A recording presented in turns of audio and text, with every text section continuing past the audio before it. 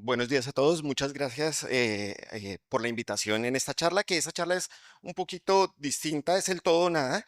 Cuando me impartieron esta charla, era un reto. Lo primero, estos son mis conflictos de intereses. Yo sí hago partícipe de casi todas las industrias farmacéuticas, pero esta charla no tiene que ver con ese punto. Y para esto vengo a traer una pequeña remembranza. Hace unos días estaba con Natalia Mejía, estábamos en una reunión y ella sabe la fascinación que yo tengo por algunos animales. Entonces ella llegó a preguntarme, oye, ¿sabes qué son los bonobos? Yo me acordé, claro, son unos monos, primero. Esos monos son una característica especial porque para mí eran unos monos que son agresivos, tan agresivos y territoriales que podrían ser carnívoros. Entonces, ella cuando yo le comenté esa historia, ella me quedó viendo ahí como que no era el dato que ella quería decir. Y aquí traigo la defensa, Natalia. Este es un libro que yo lo tenía desde hace mucho tiempo. Cuando estaba pequeño, yo aprendí a leer fue con libros de fauna. Y yo, igual que ya la doctora Luz Estela, que sabe que le digo a cada rato que me lleve allá a trabajar con los animales, le digo a ella que la fascinación mía por los animales es grande, tanto que yo tenía esta imagen de un chimpancé pigmeo que estaba atacando a otro y después lo descuartizaban para compartirlo supuestamente con otro grupo. Eh, Eso estaba directamente afianzado con todo lo de los planetas de los simios. Esta escoba es un animal, un chimpancé y pigmeo, también un bonobo, el cual es el que rompe la regla. El de mono no mata mono, este lo rompe. Entonces, pues en eso estaba yo pensando que efectivamente el bonobo era de estas características. Pero ¿qué pasa con el bonobo? El bonobo en realidad es este, el chimpancé pigmeo o el chimpancé enano, y tiene una característica muy especial. Y es que a medida que ha venido el pasado el tiempo, de ese libro que yo tenía, que era del 70 hasta ahora, a 50 años después, la estructura del bonobo ha sido modificada. El bonobo, frente al chimpancé, tiene una estructura que es mucho más delgada, la musculatura es totalmente distinta y esto se ha venido modificando a medida que ha pasado todo ese tiempo. ¿Y por qué se ha venido modificando? Por esto. Acá tenemos los cinco grandes primates. ¿Listo? Tenemos el chimpancé, el gorila, el orangután y el bonobo. La gran similitud de esto es la similitud del ADN. El ADN entre el bonobo y el humano es del 98%, entre el chimpancé y el humano es del 96%. Esta principal característica que tenemos en el bonobo es lo que ha hecho que se vaya modificando. ¿Y por qué tenemos una similitud? No es una similitud solamente en la estructura, sino es una similitud que tenemos a partir de los comportamientos.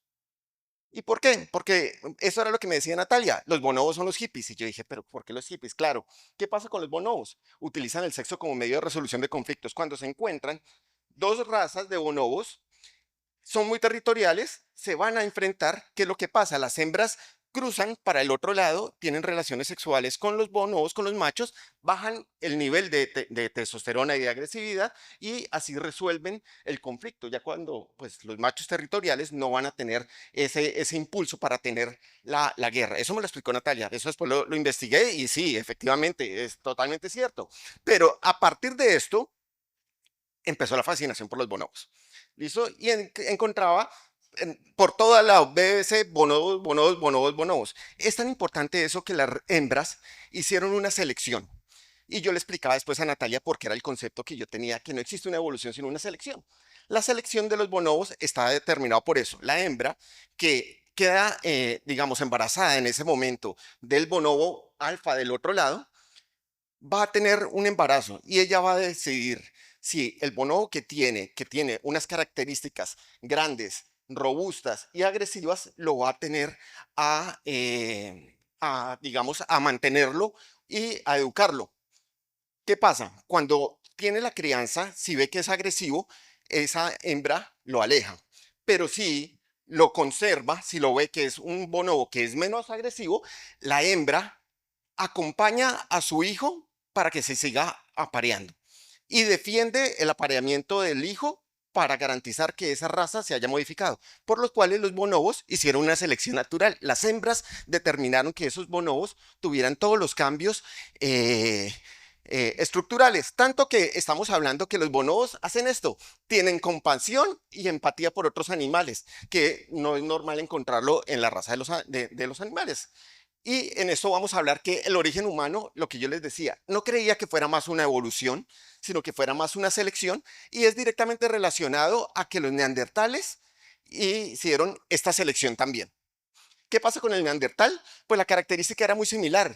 Si yo tenía un neandertal que tenía unas características que eran más toscas, más fuertes, las hembras también hacían la selección y escogían quedarse con el neandertal que tenía una estructura física mucho menor, con lo cual tantas estructuras que tenían, tanta selección que tuvo, hizo que nosotros nos modificáramos y tuviéramos una estructura totalmente distinta.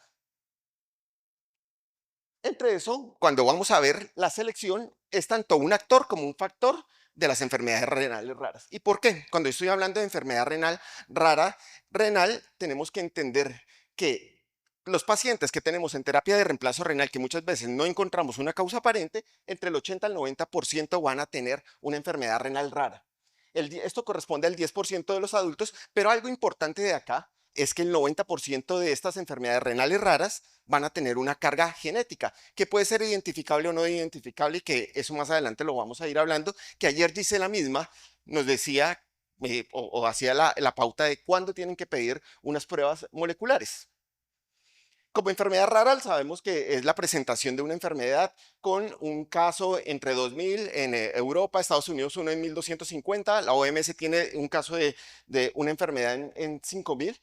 Y la importancia de la enfermedad renal rara es primero que es una condición que nos toca a nosotros.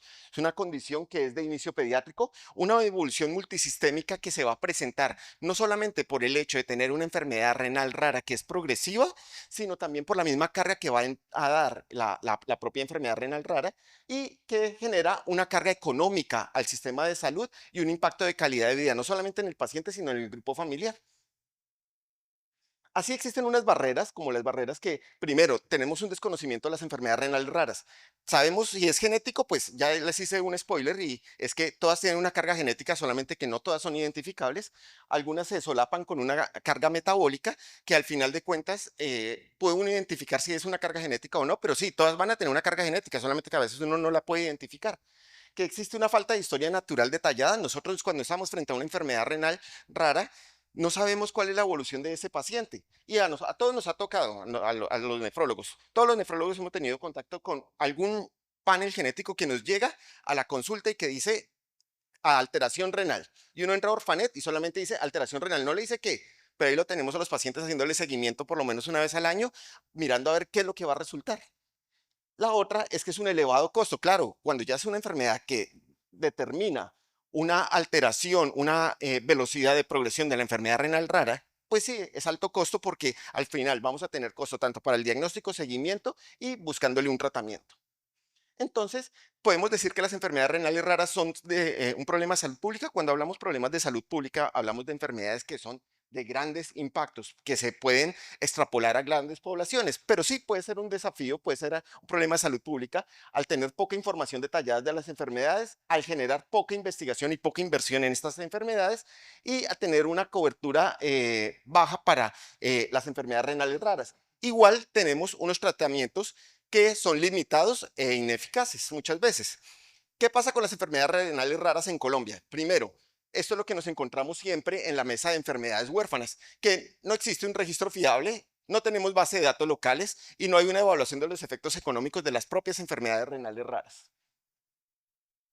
Europa hizo un proyecto, que es el proyecto que estaba con Eurodis, Orfanet, la Comisión Europea y el Banco Internacional del Desarrollo, en el cual buscaban saber cuál era la prevalencia de estas enfermedades renales raras. Y ellos determinan primero, ya como conclusión, que los datos no son fiables. ¿Y por qué no son fiables? Por lo mismo que hemos tenido el problema de nosotros. Nosotros no tenemos un código CIE-10 específico para que lo tengamos normatizado en las historias clínicas que podamos ingresar y que corresponda a una enfermedad huérfana. Casi siempre lo que hacemos es homologación de diagnósticos y por lo cual no vamos a encontrar ese dato fiable. Una baja coherencia entre las fuentes de información, lo que les estaba comentando, y una baja calidad metodológica en los estudios epidemiológicos. Cuando empezamos a revisar enfermedades renales raras, casi siempre vamos a encontrar más reportes de casos que series de casos y estudios que no son tan multicéntricos. Nosotros acá en la CONEPE ya vamos a empezar a hacer un estudio multicéntrico de una enfermedad renal rara para hacer la cuña. ¿Qué pasa con las enfermedades renales raras? Primero, ya sabemos que el 90% pueden tener una carga genética. Esa carga genética se va a presentar de dos características. La principal que nos toca a nosotros es esta. Vamos a tener alteraciones monogénicas, que son de presentación pediátrica y que son de inicio temprano. Siendo de inicio temprano, pues son más catastróficas. La de los adultos es poligénica, es más tardía, hay una relación entre genes y ambientes que es complicada y que es lo que nosotros vamos conociendo cada día como la epigenética. Cuando yo tengo una alteración de muchos genes, que tengo un factor asociado en el medio ambiente y que empiezo a desarrollar una enfermedad. Entonces, ¿cómo son las enfermedades renales raras? Primero, lo que tenemos es que son más de 150 enfermedades renales raras. Aprendernoslas todos, pues no la vamos a tener. Y vamos a tener que las enfermedades se presentan por trastornos del transporte, trastornos del metabolismo, trastornos inflamatorios o trastornos en el desarrollo anatómico. Y esta parte de trastornos del desarrollo anatómico es importante porque muchas veces nosotros solamente nos quedamos con que el CACUT es congénito y que no tiene una carga genética y a veces sí puede tener una carga genética. Acá les saqué una lista de las 150. Si quieren descargar, está la pueden escanear y compartirla para todo lado. Están todas las 150 enfermedades, viene con la carga, la variante de mutación y la clínica. ¿Listo? Vamos a ver que estas variantes van a tener primero alteraciones en las proteínas, ya sean receptores, canales, transportadores, enzimas, factores de transcripción o en los componentes estructurales del riñón. Ahí es solamente escanearlo, ¿listo? Y otra barrera que tenemos es que no existe una clasificación. Para la clasificación existen dos clasificaciones que son las establecidas. Esta es una de ellas. Existe una clasificación de trastornos genéticos del crecimiento y la estructura renal. Acá la pueden escanear y les baja todas las enfermedades según la clasificación. Trastornos genéticos del crecimiento y la estructura, que están las idiopatías o las anomalías congénitas del riñón. Los trastornos genéticos de la función renal, que corresponden a enfermedades glomerulares, tubulares y la litiasis. Y tenemos esta otra clasificación, que es una clasificación de estructura segmentaria. Y esta es muy sencilla porque al final de cuentas vamos a hablar que los pacientes se presentan con ciertos síndromes que son estratificados por segmentos. Enfermedades glomerulares, túbulo contorneado proximal, asa de Henle, túbulo contorneado distal y colector. ¿Qué característica tiene estas? Pues que van a ser las sindromáticas. Yo tengo un paciente que puede tener un síndrome de Fanconi o que tengo con un raquitismo. Este paciente puede tener el túbulo contorneado proximal. Entonces, queda mucho más fácil también poderlas clasificar desde ese punto. Entonces, las variantes genéticas pueden tener efectos variables, que también es algo importante. ¿Qué pasa cuando yo tengo con la enfermedad renal rara? Pues entonces puedo pedir un panel, pero ese panel tenemos que saber también interpretarlo. Cuando yo tengo un síndrome de Gitelman, sé que tengo una alteración en este gen con esta variante de alteración de la proteína y que me va a presentar en el túbulo contorneado distal. Nosotros inscritos estamos para 264 asistentes. Si a estos 264 asistentes yo les tuviera y les pidiera un panel, una secuenciación de lesión y duplicación de este gen, encontraríamos que el 5%, o sea, que 5 personas, 1 a 2% tendrían heterocigosis de este gen. Pero ¿qué pasa? Cuando estamos hablando de Gitelman es en homocigosis. Cuando estamos hablando acá está en heterocigosis. ¿Qué pasa con las heterocigosis? Que son un factor de protección para hipertensión y factor de protección para enfermedad cardiovascular. Entonces también tenemos que encontrar entender esa presentación. ¿Existen barreras para pedir los estudios moleculares? Claro, primero, su uso es poco común, sabemos que es de alto costo, hay un desconocimiento en qué vamos a solicitar. Ayer Gisela por lo menos nos ampliaba esa parte. Hay larga tiempos de espera para la respuesta, un desconocimiento de la interpretación que puede pasar y la concepción en que entre el diagnóstico genético no afecta el tratamiento y es falso. Ya todos nos sabemos por lo menos y vemos el punto clave de cuando tenemos un síndrome nefrótico córtico resistente, que le tenemos que pedir un panel genético y que es mucho más importante a veces el panel genético que ver la biopsia, que la biopsia puede demorar y que la biopsia va a ser más pronóstica, pero el panel genético nos define de una vez qué tratamiento puede recibir el paciente. Así tenemos esta validez de las pruebas. Cuando yo tengo esta validez de la prueba, yo estoy viendo que el panel de genes específico solamente me está viendo el 0.01% de mi genoma completo. Un exoma, 1 a 2%, y pues el genoma completo es este. Entonces, ¿qué yo tengo que tener? Una comprensión molecular. De ahí, de este valor, era lo que yo les decía que podíamos encontrar enfermedades identificables. vamos a encontrar que la secuenciación de próxima generación tiene un valor predictor positivo y una validez para encontrar variantes de mutación, un 50% para nefrótico corticoresistente, 55% para tubulopatías y 50-60% para MAT. Eso no quiere decir que no tengamos la enfermedad si no identificamos la variante de mutación. ¿Listo? Otra cosa que tenemos que nosotros tener en cuenta es que existe una ontología y que esa ontología es variable. Una ontología es como una causa. Estamos hablando que puede tener una causa variable en las enfermedades renales raras y es que muchas veces son trastornos que no se consideran únicos. Tenemos misma vía biológica, mismas características similares, una bioquímica similar y una histopatología similar. ¿Como cuál? Pues como el Fanconi. Y ya sabemos que si nosotros tenemos un Fanconi, podemos tener entonces cistinosis, déficit de citocromo C oxidasa, glucogenosis, tirosinemia, low, todas las enfermedades que podamos asociar para causa de Fanconi.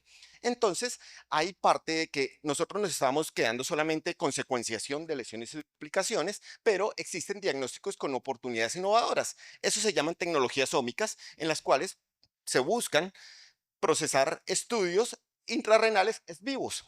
Hacemos transcripción de ARN y vemos especies de ARN regulador no codificante, como cuáles, pues nosotros tenemos esta ómica y lo que vamos a ver es que nosotros casi siempre hablamos de secuenciación, pero tenemos estudios moleculares en orina, estudios genómicos en tejido renal y biomarcadores Diana. Ayer cuando la doctora Luz Estela preguntaba, ¿y en vellosidades coriales sirve para algo? Sí, sirve para algo. Sirve para medición de cistina en leucocitos en vellosidades coriales, con los cuales podemos determinar la presencia de cistinosis antenatal. Y esto es lo que podemos tener. Nosotros podemos tener muestras de biopsia en las cuales yo puedo pedir epigenoma, transcriptoma, microARN y proteomas. Ahora, algo importante es que nosotros podemos tener exomas de isolación que se piden en orina y quiere decir que yo puedo tener también transcriptomas, microARNs, proteomas y metabolomas. Los metabolomas en realidad son los estudios Diana que yo puedo tomar en orina. Y esto me sirve primero para generar un diagnóstico. Segundo, para hacer test rápido. Tercero, para ver el pronóstico de la enfermedad y ver cómo estoy controlando las enfermedades cuando estoy dando un tratamiento. Y se realiza, uno dice, pero eso sí se realiza efectivamente. Pueden escanear este artículo, que es un artículo de hace 2 mesecitos, en el cual se le estaban haciendo pruebas de orina para microARN a los pacientes que están en trasplante renal para ver la presencia de rechazo temprano. Entonces hacemos lecturas bioquímicas, moleculares, trastornos del desarrollo renal y defectos de transporte, siempre con medición de ARN derivados de células epiteliales. Y tenemos también esto. Antes cuando hablábamos organismos modelos, hablábamos de la presencia de embriones de ratón. Hacíamos una mutagénesis y en esa mutagénesis evaluábamos cómo se presentaba la secuencia de la enfermedad, que era lo que pasaba con, digamos, con XLH, que se hacía la lesión directamente para ver cuál era la secuencia. ¿Qué pasa ahora con los organismos modelo? Primero, tenemos novedad en los organismos, porque son modelos más simples. Ya no usamos embriones de ratón, sino usamos estudios en larvas de peces cebra, y eso exige que podamos tener oportunidades en secuenciación genética, enfoques de alto rendimiento. Vamos a determinar más la presencia de enfermedades renales raras, pero no solamente vamos a hablar de enfermedad renal, sino también vamos a hablar de nefrogénesis, que son estudios que se realizan, por ejemplo, acá en el laboratorio de los Andes, donde se hace todo lo de la nefrogénesis, donde se ven ciliopatías. Y cuando uno está viendo esto, para que le tomen una imagen, uno está pensando, uy, esto es mágico. ¿Listo? No, porque al final estoy viendo si puedo tener enfermedades de trastornos del desarrollo, ciliopatías, tubulopatías o glomerulopatías.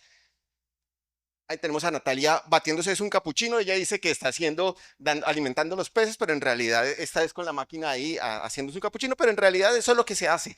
Estudios en los animales, ver cómo podemos ver. Ella hace círculo circadiano en peces cebra y todo el efecto que más adelante un día nos va a dar una charla muy genial de eso. Entonces, el impacto del diagnóstico temprano es que primero voy a tener un impacto en la calidad de vida. Puedo hacer tratamientos que son más dirigidos dependiendo de las alteraciones en los genes que puedo tener. Puedo buscar alternativas terapéuticas, pero una parte importante es que cuando tenemos una enfermedad rara, la enfermedad rara, la responsabilidad es del nefrólogo pediatra.